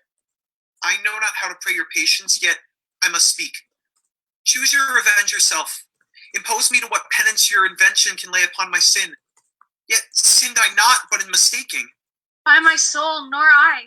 And yet to satisfy this good old man, I would bend under any heavy weight that he'll enjoin me to. I cannot bid you bid my daughter live. That were impossible. But I pray you both, possess the people in Messina here how innocent she died, and if your love can labor aught in sad invention, hang her an epitaph upon her tomb, and sing it to her bones. Sing it tonight. Tomorrow morning come you to my house, and since you could not be my son-in-law, be yet my nephew. My brother hath a daughter, almost the copy of my child that's dead, and she alone is heir to both of us. Give her the right you should have given her cousin, and so dies my revenge. Oh, noble sir, your overkindness doth wring tears from me. I do embrace your offer and dispose for henceforth of poor Claudio. Tomorrow, then, I will expect your coming. Tonight I take my leave. This naughty man shall face to face be brought to Margaret, who I believe was packed in this all wrong, hired to it by your brother. No, by my soul she was not, nor knew not what she did when she spoke to me, but hath always been just and virtuous in anything that I do know by her. Moreover, sir, which indeed is not under white and black, this plaintiff here, the offender, did call me ass. I beseech you, let it be remembered in his punishment. And also, the watch heard them talk of one deformed. They say he wears a key in his ear and a lock hanging by it, and borrows money in God's name, the which he hath used so long and never paid, that now men grow hard-hearted and will lend nothing for God's sake. Pray you, examine him upon that point. I thank thee for thy care and honest pains. Your worship speaks like a most thankful and reverend youth, and I praise God for you. There's for thy pains. God save the foundation. Go, I discharge thee of thy prisoner, and I thank thee. I leave an arrant knave with your worship, which I beseech your worship to correct yourself for the example of others. God keep your worship. I wish your worship well. God restore you to health. I humbly give you leave to depart, and if a merry meeting may be wished, God prohibit it. Come, neighbor. Exit Dogberry and Verges. Until tomorrow morning, lads. Farewell. Farewell, my lords. We look for you tomorrow. We will not fail. Tonight, I'll mourn with Hero. Bring you these fellows on. We'll talk with Margaret, how her acquaintance grew with this lewd fellow. Exit all. Act 5, Scene 2, Leonato's garden. Enter Benedick and Margaret, meeting. Mistress Margaret, deserve well at my hands by helping me to the speech of Beatrice. Will you then write me a sonnet and praise my beauty? And so high a style, Margaret, that no man living shall come over it. In most comely truth, thou deservest it. Do you have no man come over me? Why, shall I always be kept below stairs?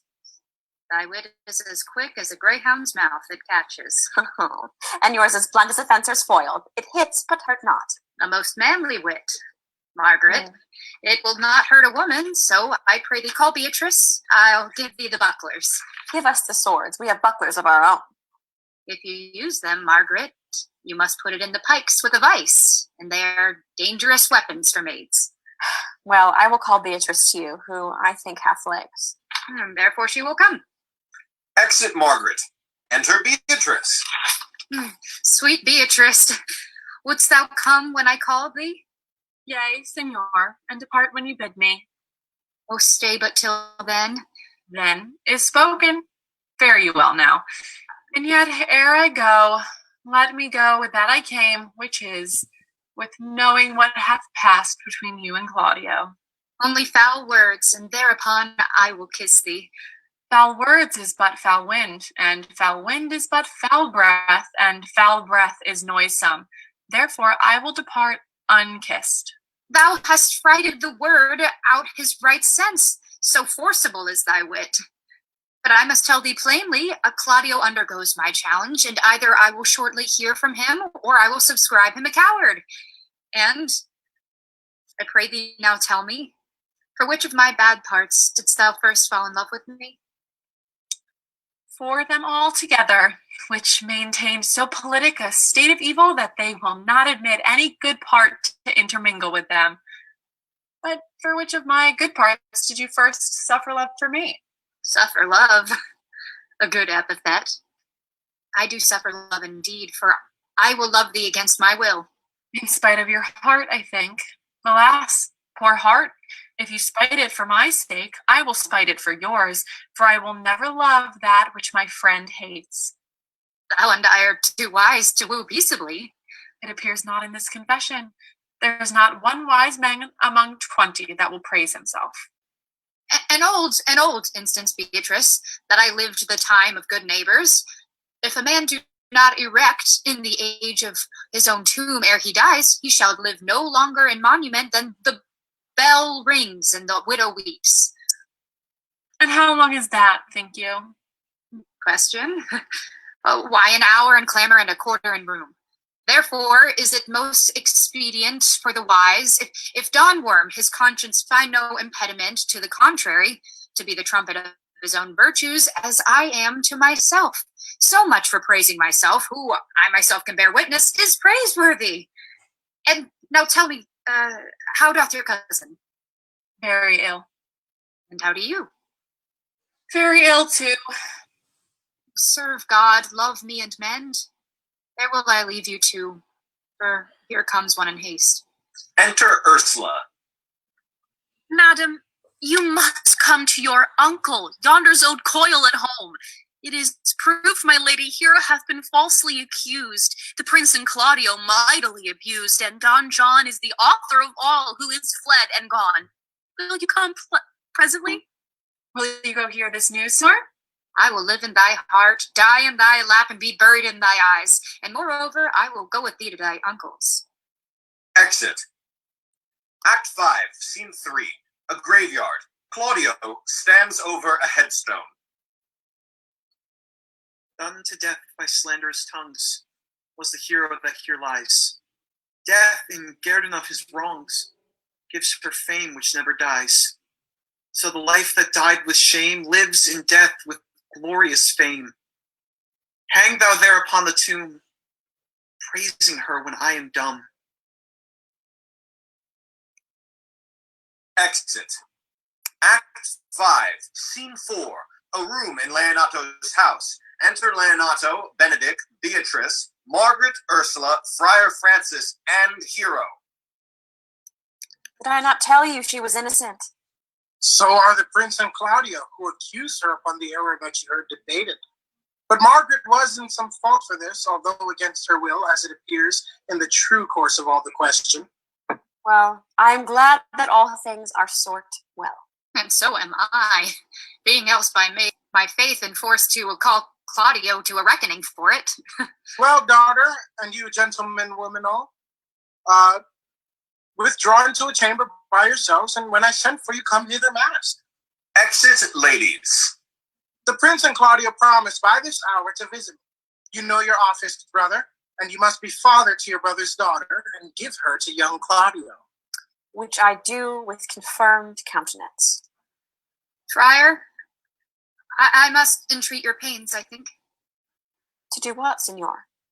To bind me, or undo me, one of them. Signor Leonato, truth it is, good Signor, your niece regards me with an eye of favor. That I my daughter lent her, 'tis most true. And I do with an eye of love requite her. The sight whereof I think you had from me, from Claudio and the Prince. But what's your will? Your answer, sir, is enigmatical. But for my will is your good will, may stand with ours, this day to be conjoined in a state of honorable marriage, in which, good friar, I shall desire your help. My heart is with your liking. And my help. Here comes the Prince and Claudio. Enter Don Pedro and Claudio, and 2 or 3 others. Good morrow to this fair assembly. Good morrow, Prince. Good morrow, Claudio. We here attend you. Are you yet determined today to marry with my brother's daughter? I'll hold my mind were she in Ethiop. Call her forth, brother. Here's the friar ready. Good morrow, Benedick. What's the matter, that you have such a February face, so full of frost, of storm, and cloudiness? I think he thinks upon the savage bull. Fear not, man. We'll tip thy horns with gold, and all Europa shall rejoice at thee, as once Europa did at lusty Jove, when he would play the noble beast in love. Bull Jove, sir, had an amiable low, and some such strange bull leaped your father's cow, and got a calf of the same noble feet, much like you, for you have just his bleat. For this I owe you. Here comes other reckonings. Enter ladies in masks. Which is the lady I must seize upon? The same is she. I do give her you.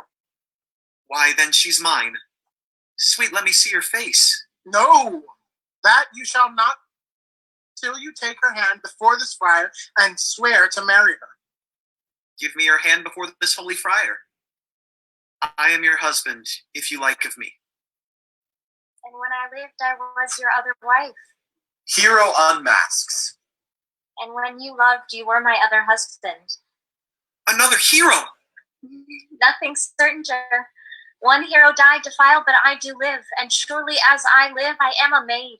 The former hero that is dead. She died, my lord, but whilst her slander lived. All this amazement can I qualify. When after that the holy rites are ended, I'll tell you largely of fair hero's death. Meantime, let wonder seem familiar, and to the chapt let us presently.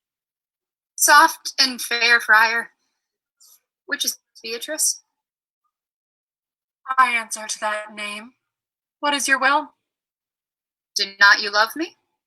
Why, no more than reason. Why, then your uncle and the Prince and Claudio have been deceived. They swear you did. Do you not love me? Troth, no. No more than reason. Why then, my cousin Margaret and Ursula are much deceived, for they did swear you did. They swore that you were almost sick for me. They swore that you were well nigh dead for me. 'Tis no such matter. Then you do not love me? No, truly, but in friendly recompense. Come, cousin, I'm sure you love the gentleman. And I'll be swore upon that he loves her, for here is a paper written in his hand, a halting sonnet of his own pure brain fashioned to Beatrice. And here's another written my cousin's hand, stolen from her pocket, containing her affections onto Benedick. A miracle! Here's our own hands against our hearts. Come, I will have thee, but by thee slight I take thee for pity. I would not deny you, but by this good day I yield upon great persuasion, and partly to save your life, for I was told you were in a consumption. Peace, I will stop your mouth. How dost thou, Benedick, the married man? I'll tell thee what, Prince. A college of wit crackers cannot flout me out of my humor. Dost thou think I care for a satire and epigram? No. If a man will be beaten with brains, all shall wear nothing but handsome about him. In brief, since I propose to marry, I will think nothing any purpose that the world can say against it, and therefore never flout at me for what I have said against it, for a man is a giddy thing, and this is my conclusion. For thy part, Claudio, I did think to have beaten thee, but in that thou art like to be my kinsman, live unbruised, and love my cousin. I had well hoped thou wouldst have denied Beatrice, that I might have cudgelled thee out of thy single life, to make thee a double dealer, which, out of question, thou wilt be, if my cousin do not look exceedingly narrowly to thee.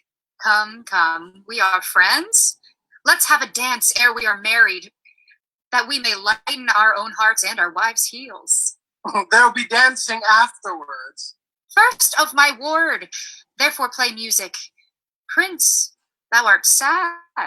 Get thee a wife. Oh, get thee a wife. There is no staff more reverend than one tipped with horn. Enter a messenger. My lord, your brother John is ta'en in flight and brought with armed men back to Messina. Think not on him until tomorrow. I'll devise the brave punishments for him. Strike up, pipers. All dance. Exit. End of play. Yay! All right. Thank you all so much for joining us tonight. There was quite a few of you that came to watch. We really, really appreciate it. If you enjoyed this work, please follow us along at No Exit Theater Collective on Facebook. There will be updates about future plays, casts, opportunities for artists. But thank you all so, so much. And we are ending tonight's broadcast. Thank you. Bows, people, bows. Bow, yeah.